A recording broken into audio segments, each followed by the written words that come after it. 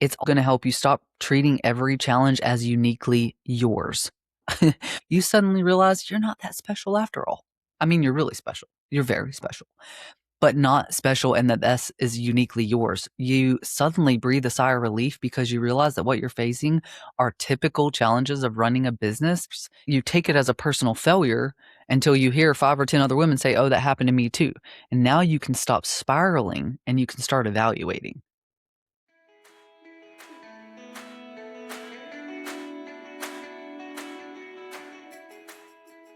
What's up? What's up? What's up? Welcome back to another episode of your favorite podcast on all things business, life, the realest of the freaking real, rooted and relentless, where you can count on me to always clear out the bullshit and get straight to the root of what we need to hear, know, do to move in this online business space that we all love to love. And sometimes maybe not so much. Anywho, today we're getting into why trying to run your business alone could be costing you. But don't worry, there's a lot more to it that's not as boring as that sounds. Basically, I found myself talking about this years ago. I found myself creating a mastermind for it. I found, like most things in the online space, it's been eaten up with the marketing messaging of everyone has a community, so everyone wants you to buy a community. And I don't want the power in this and why it's necessary to get lost in all of that mud. So here I am bringing you the realest of the real. Entrepreneurship can feel lonely.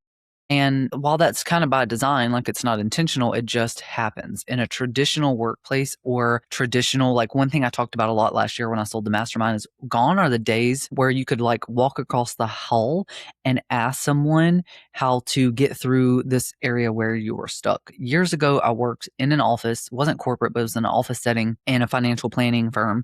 And all of the admin had like their own little space kind of in an area. I had my own office, and across the hall, there were a couple of other admin, and we would walk across sometimes. They would walk across and ask me questions, and I would ping some ideas off of them. And after years of working from home, I realized how much of that not only was I missing. Initially working from home, I think we were all pumped. We were like, finally, like no one's talking, we can focus, not get interrupted, all of that, right? But after years, not only was it lonely, but it actually stifled our creativity and slow rolled the process. If I can walk across and talk to you about where I'm stuck and we can ping ideas really quickly and in 5 minutes I have it sorted out, or I sit in my office alone and I think about it and I can't figure it out and I put it off and I come back to it and I spend 5 hours, which one's more productive for your business, right? This was someone else's business, but same thing. Loneliness is definitely like a symptom, but it's not the whole problem here. The bigger problem is that isolation can actually stifle your creativity, your way of thinking, right? It can slow roll decisions. It can make you avoid decisions versus when you make that with other people, when you talk it out loud. And this isn't only decisions, these are opportunities and stuff too, right? If you don't have the opportunity to say what you're after out loud, how can people possibly help you find that? One of the best things that I ever did for my business was join community. And it's not the way most people think. I joined a mastermind. And some people do that because of the knowledge, the education, the tools, and the resources they want to get. I didn't. I joined for proximity. I joined because being able to hop on coaching calls and share my insight and expertise was the fastest way for people to see the power in what I do and what I bring to other people's businesses. So I paid for the proximity for people to see what I do, because when they see me and hear from me and see my expertise and their jaw is on the floor, then they can go and tell other people about that. Then I become rememberable, right? Memorable, rememberable. Good grief. When you're the only person who's evaluating the business, questioning the assumptions, and making the decisions, your blind spots are going to stay blind. You need space to think, but you also need perspective. I've talked a lot lately about pausing to plan and the power in doing that for your business and stabilizing and deciding proactively where your time, energy, and money is going to go instead of reacting, knowing what you're going to do quarter to quarter to get the results that you want to get, right? But also, you can do that in isolation and still come out a little shorter than doing that in community because of the perspective you're missing for the other people who are also growing and building, who have varied experiences where they can lean in with ideas and get just as excited as you are about this new directions you're taking or what you're cooking up and things like that. Reflection done entirely alone can still leave you trapped inside the same thoughts, the same fears, the same assumptions and patterns that you started with. Entrepreneurship is one of the only careers, because it's not exactly a career, right, where people are expected to make high stakes decisions every single day, largely alone. You start your business, you got to figure out how to tell people about it. You got to figure out how to sell. You got to figure out how to deliver. You have to, on shaky knees, figure out if it's all working, if people still want it. We decide what to sell. We decide what to charge. We decide who to hire. We decide where to invest. We decide where to pivot. We decide which opportunities to pursue. We decide what to stop doing. We decide whether the business is working, whether we are the problem. And somehow we have normalized carrying all of that inside of our brain.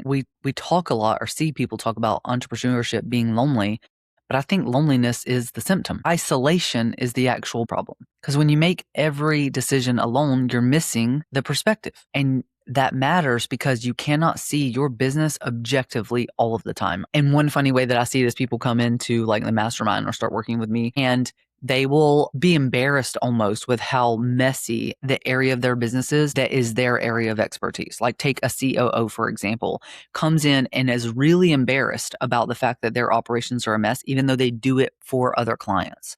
And the reason is you are all the things in your business and you're only one thing in their business. You get to go in your client's business and only be the COO. So of course you're going to excel at that. In your business as an entrepreneur, solopreneur, you are the CEO, you are the lead marketer, you are the lead sales, you are the lead client success person, you're the lead developer, right?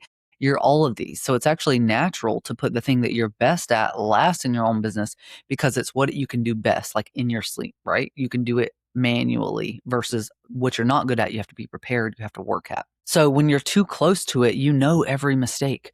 You remember every single slow month. You're emotionally attached to your offers, your clients, your goals, and your ideas. That's why it feels so defeating when you miss a goal or someone says no to you, right? That's why we react emotionally, because we're closest to it. You're carrying all the financial pressure. You're trying to protect yourself from failure while also pushing yourself toward growth. So it's a blessed little catch-22 there, isn't it? That's a lot of noise and chaos for one person to sort through alone. When you're running your own business, you don't have someone that's saying something like, that timeline's unrealistic, or we have already tried that, or I think you're overlooking something, or have you tried it this way? You may have people around you, clients, followers, family, and people who love you and support you. But that doesn't necessarily mean you have peers who understand the decisions that you're carrying because they're carrying them too. There's no solidarity there, right? You ever tried to have a conversation with like a partner or family member who just glazes over or gives you terrible advice based on their own scarcity? That's not the people that we want. They serve a purpose, but it's to love us and go out to lunch with us. It's not to give us business advice, right? The people in your personal life may support you deeply and still not understand why a pricing decision can consume your brain for days on end. Your clients know their experience with your business, but they don't know the full operations behind it. Your audience, your followers, they see the polished output, but they don't see the trade-offs or the uncertainty or the pressure underneath it all. Your team, they're the closest to you, and they may understand many parts of your business. But depending on their role, it's not their vision. It's not their responsibility to make it come to fruition. It's their responsibility to support you in making sure it happens. So isolation is not always caused by a lack of people. You can have people around you and still be isolated. It's often caused by a lack of the right people at the right time having these conversations with you. When nobody is there to question your interpretation of a situation or something that you're looking at and reviewing, assumptions start sounding like facts, and that is dangerous for you. A difficult week might be nothing's working. One client objection becomes nobody can afford this, so I need to go create a new offer, or I need to change my pricing. One exciting conversation becomes I should pivot my entire business because they need this.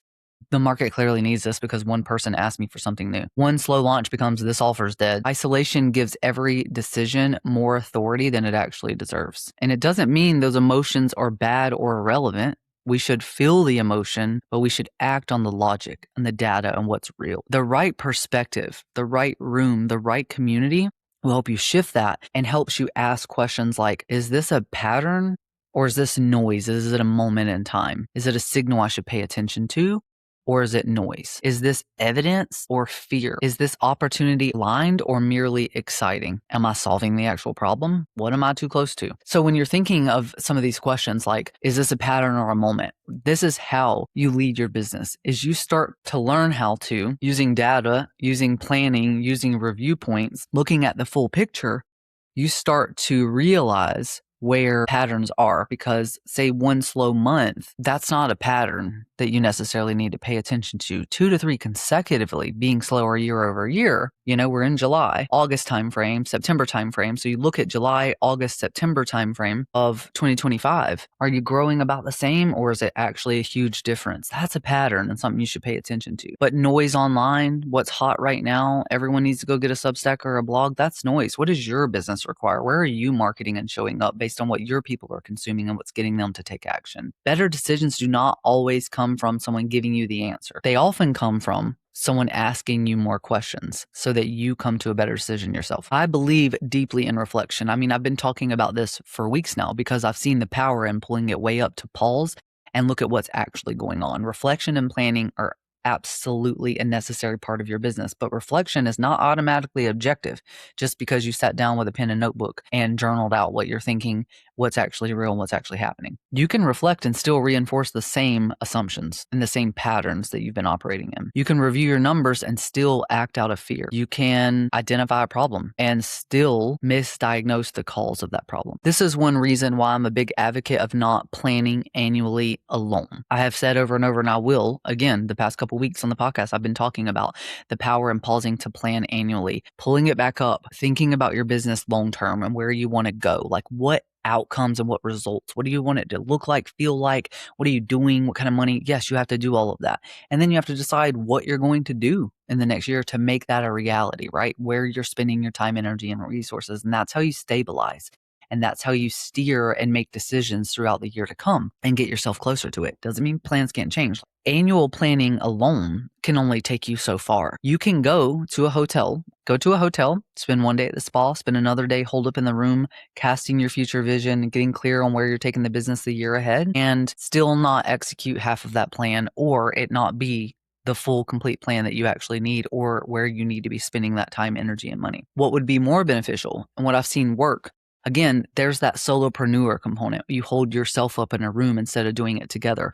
When I did this kind of annual planning with small tech startups, up to like 50 people, the leadership team with me would go to a location. We would do annual planning, but also quarterly. We would go to a location to do our reflection point in a group, because then you had the various leaders of each function, your marketing and your sales and your operations people, pulling in and talking and pushing back and asking different questions, going deeper and deeper and deeper and deeper, because that fifth and sixth layer, that's where you get to the root of what a problem may be, or where you actually need to be spending your time, versus doing it yourself and it feeling like you checked that box, you took the time, you're ready to go. For example, in a room like that, in a room with other people, if instead of that one hotel room where you locked yourself up, you got together with like 5 peers and you all did something like this together, and you say something like, my marketing was inconsistent last year, someone else might ask something like, was the problem inconsistency, or were you unclear about what you were selling? Like, why was it inconsistent? And that way you know how you're going to make it consistent, but also strategic. So you're showing up consistently, but doing the things you should be doing, talking about things in a way that you should. In that room alone, you might write something like, I need more leads. But in a group together, someone might push back and say, is it more leads that you need, or do you need to be selling to the ones that you already have?